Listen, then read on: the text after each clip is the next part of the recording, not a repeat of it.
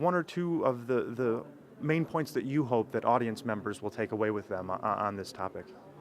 Well, I think the most important for the audience is really to understand the background of the reasons why there is a change in the regulation and why the regulation is going in that direction. And because people at one point they have to admit that things are changing. It's always very difficult because it goes a little bit against human nature.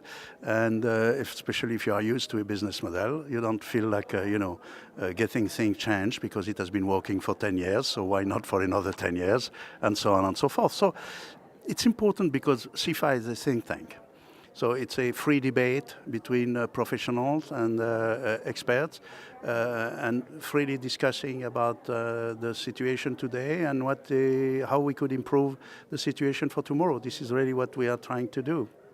Perfect. And there was a lot of discussion about the advice gap with the new regulation, simply there not being enough advisors anymore for some people in some areas.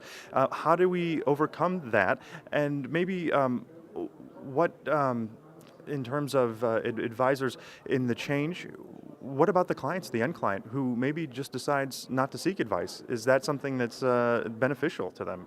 Well, we have a big problem, and probably there is a bigger problem with clients than with advisor or other form of financial intermediaries.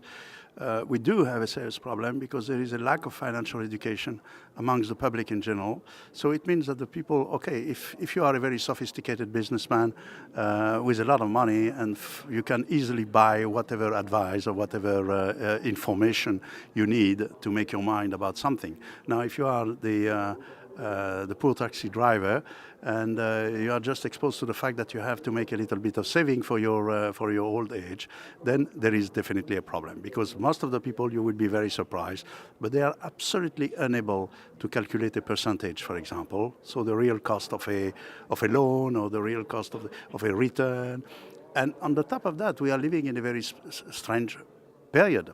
As you know, there is zero rate or negative rate on money, all sort of strange fluctuation on the stock market, a great deal of uncertainty about the future, lack of political stability and so on. So if you are a young couple and you know very well that your government will not be in a position to pay your pension because there is no doubt all about it. In Western Europe, there is no one single government being in a position to meet the commitment which have been made by the previous generation to pay for the pension.